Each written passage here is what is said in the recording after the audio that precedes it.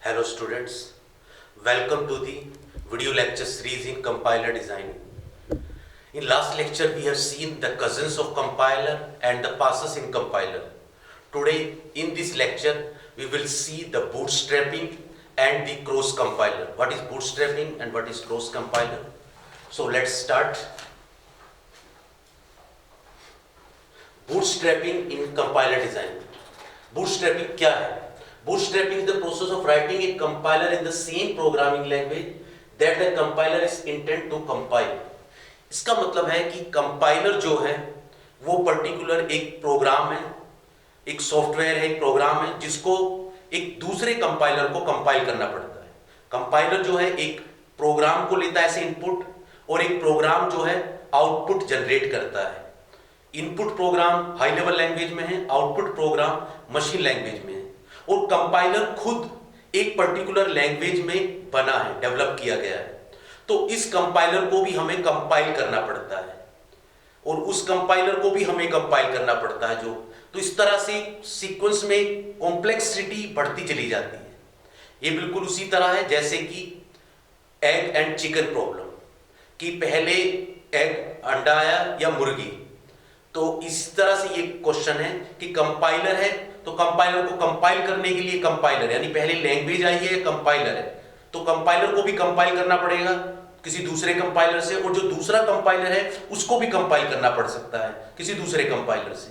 तो इस तरह से ये समझ नहीं आ रहा कि वो कंपाइलर प्रोग्राम कौन सा है और कंपाइलर कौन सा है. बिल्कुल वही प्रॉब्लम है जैसे एग और चिकन की प्रॉब्लम है. तो इसी प्रॉब्लम को हम यहाँ पे थोड़ा सा समझाते हैं, एक्सप्लेन करते हैं कि यहाँ पर क्या है कि जो कंपाइलर है, ये बूटस्ट्रैपिंग में हम क्या कर रहे हैं कि जो कंपाइलर है उस कंपाइलर जिस लैंग्वेज को वो कंपाइल कर रहा है उसी लैंग्वेज में कंपाइलर बना हुआ है. यानी जो उसका इनपुट लैंग्वेज है, इनपुट प्रोग्राम की जो लैंग्वेज है वही उसके कंपाइलर की लैंग्वेज है. तो इस तरह से हम इसको बोल रहे हैं bootstrapping the process of writing compiler same programming language that the compiler is intend to compile. तो प्रोग्रामिंग लैंग्वेज जो कंपाइलर की है वो सेम वही है जो कंपाइल कर रहे हैं. तो इस तरह से हम इसको समझेंगे. जैसे सी है तो सी को हमें कंपाइल करना है तो हम क्या करेंगे, कंपाइलर बनाएंगे और कंपाइलर जो बनाया है वो भी हमने सी में बनाया है. सबसेट ऑफ दी सी यानी सी की कुछ सबसेट पार्ट लिया, सी का कुछ पार्ट लिया है और उस पार्ट से सबसेट से हमने कंपाइलर बनाया है और उस कंपाइलर को हम उस कंपाइलर की मदद से हम सी प्रोग्राम को कंपाइल करेंगे मशीन लैंग्वेज में या असेंबली लैंग्वेज में. लेकिन वो जो कंपाइलर है जो सबसेट से बना है उस कंपाइलर को भी कंपाइल करेंगे. उस कंपाइलर को कंपाइल करने के लिए हम जो है असेंबली लैंग्वेज या मशीन लैंग्वेज का इस्तेमाल करेंगे. तो यहां पर ये प्रॉब्लम यही बता रहा है कि कंपाइलर और प्रोग्रामिंग लैंग्वेज जिसको वो कंपाइल कर रहा है वो सेम लैंग्वेज है. That is called bootstrapping. तो compiler that compile its own source code is called a self hosting compiler. जो कंपाइलर है वो अपनी ही लैंग्वेज को कंपाइल कर रहा है यानी कंपाइलर की लैंग्वेज भी सी है और जिस प्रोग्राम को वो कंपाइल कर रहा है उसकी लैंग्वेज भी सी है. तो compiler that compile its own source code is called a self hosting compiler. तो इस तरह के कंपाइलर को हम बोलते हैं self hosting compiler. Why bootstrapping is needed? Bootstrapping की जरूरत क्यों पड़ती है? When a new language L is developed, अगर कोई नई लैंग्वेज है हम डेवलप करना चाहते हैं, then there is no existing compiler for L. L language का कोई भी कंपाइलर एग्जिस्ट नहीं कर रहा है. Then what we will do? So first simple compiler is written in another language. तो हम किसी दूसरी लैंग्वेज में कंपाइलर को लिखेंगे जैसे C में.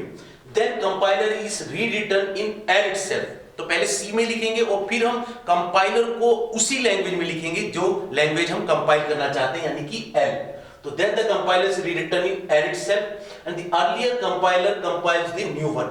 जो earlier compiler है वो कंपाइल करेगा न्यू कंपाइलर को. तो दिस इज बूटस्ट्रैपिंग. इसलिए हमें बूटस्ट्रैपिंग की जरूरत पड़ेगी. Step by step bootstrapping process. ये यहां पर हमारी एल जो है वो टारगेट लैंग्वेज है, H हमारी होस्ट लैंग्वेज है, होस्ट लैंग्वेज यानी compiler language. Then step 1 write compiler in the host language. Compiler को हम होस्ट लैंग्वेज में लिख रहे हैं. तो हमारा जो टारगेट लैंग्वेज है वो L है और होस्ट लैंग्वेज जो है वो H है.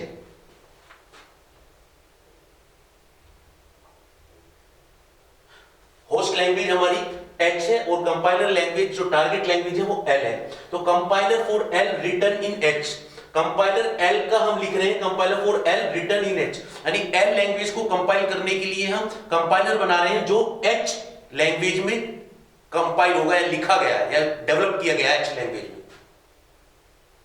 सो compile, second step, compile it using H compiler, इसको हम एच कंपाइलर से कंपाइल कर रहे हैं। Now we have working L compiler, तो हमारे पास जो है एल कंपाइलर है, एच हमारा होस्ट कंपाइलर है।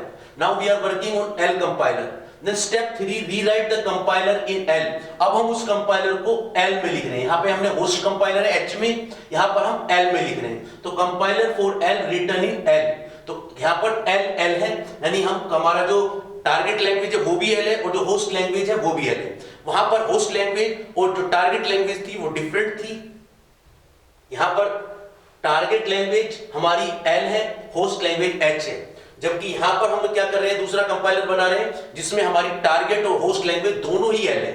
तो then fourth step, compile using old version, तो हम क्या है, old compiler compile the new compiler, जो ओल्ड कंपाइलर है वो न्यू कंपाइलर को कंपाइल करेगा, तो ये हमारा न्यू कंपाइलर है, इसको कंपाइल करेगा वो पहले वाला कंपाइलर जो हमारे एल हमारे इसमें हमारे लिए टारगेट लैंग्वेज थी और होस्ट लैंग्वेज में था, तो वो होस्ट लैंग्वेज में कंपाइलर था, वो इस वाले कंपाइलर को कंपाइल करेगा। So now it become self hosted compiler, इसे हम बोलेंगे self hosted compiler.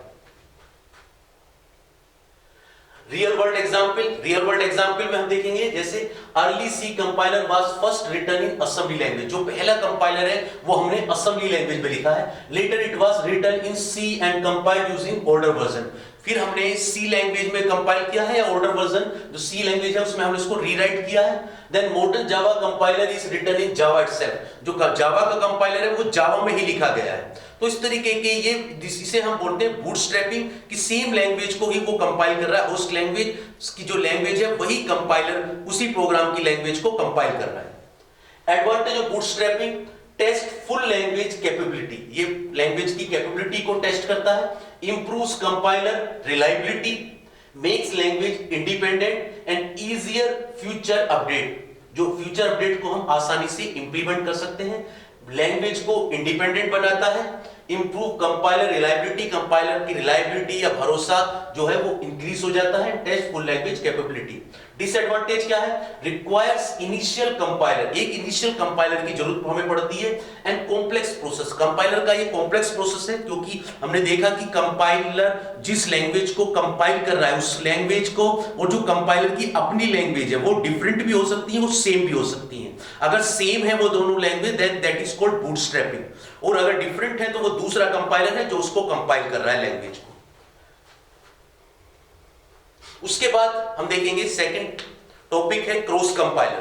Cross compiler क्या है, तो cross compiler is a compiler that runs on one machine but generate code for another machine. तो कंपाइलर, क्रॉस कंपाइलर वो होता है जो एक होस्ट मशीन पे रन होता है, लेकिन जो कोड जो जनरेट करता है तो वो टारगेट मशीन या दूसरी मशीन के लिए कोड जनरेट करता है। That is called cross compiler. In simple words, compile on machine A and generate executable for machine B. वो एक मशीन के ऊपर कंपाइल करेगा और जो एग्जीक्यूटेबल कोड जो वो जनरेट करेगा वो करेगा फॉर ए मशीन बी।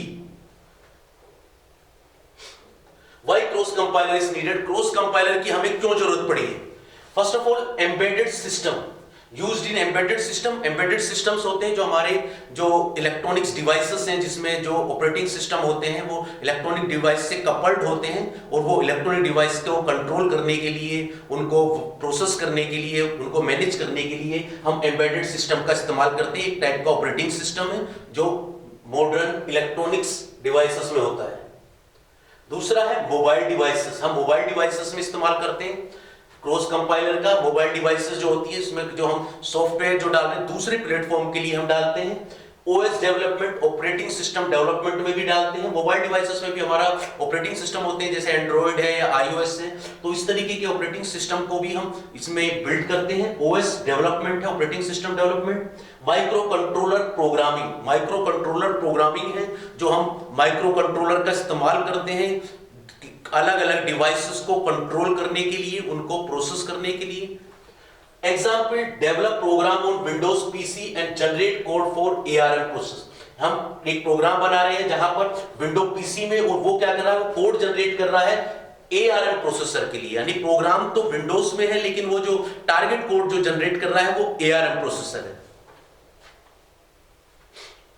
फिर प्रैक्टिकल एग्जांपल है, you write code on a PC, हम पीसी पे लिख रहे हैं code x86 architecture but want to executable for ARM micro controller. हम कोड को यहां पर लिख रहे हैं और वो किसके लिए टारगेट हो रहा है, ARM माइक्रो कंट्रोलर के लिए या रास्पबेरी पाई के लिए या एम्बेडेड बोर्ड के लिए, अलग अलग चीजों के लिए हम टारगेट कोड, हमारा टारगेट मशीन अलग अलग है और जो हमारा प्रोग्राम है वो किसी एक होस्ट मशीन पे हम उसको रन कर रहे हैं, उसका जो टारगेट कोड जो जनरेट हो रहा है वो डिफरेंट मशीन्स के लिए हो रहा है, अलग अलग प्लेटफॉर्म के लिए।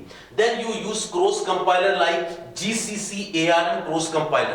तो ये GCC कंपाइलर है जो ARM मशीन के लिए है, जो दूसरी मशीन से उसके लिए वो टारगेट कोड जनरेट करता है। Next, what is the difference between cross compiler and the bootstrapping. तो हम एक एक करके देखेंगे दोनों चीजों को। First of all purpose, bootstrapping make compiler self hosting. ये बूटस्ट्रैपिंग कंपाइलर को सेल्फ होस्टिंग बनाता है क्योंकि जो होस्टिंग लैंग्वेज है उसी में कंपाइलर लिखा गया है। और cross compiler generate code for different machine. Cross compiler जो कोड जनरेट करता है वो किसी दूसरी मशीन के लिए जनरेट करता है। फोकस लैंग्वेज इंडिपेंडेंसी, बूटस्ट्रैपिंग में लैंग्वेज इंडिपेंडेंट रहती है, क्रॉस कंपाइलर में मशीन डिपेंडेंट। मशीन इंडिपेंडेंट है यानी लैंग्वेज एक मशीन के लिए नहीं है, दूसरे मशीन पे जाके जो कोड है वो एग्जीक्यूट हो सकता है। एक मशीन पे हम कोड को जनरेट कर रहे हैं किसी दूसरे मशीन के लिए, टारगेट मशीन हमारी दूसरी है। उसके बाद है compilation target same language. Bootstrapping में हम सेम लैंग्वेज का इस्तेमाल कर रहे हैं, यानी जो लैंग्वेज हम कंपाइल कर रहे हैं और कंपाइलर की अपनी जो लैंग्वेज है वो दोनों सेम है बूटस्ट्रैपिंग में।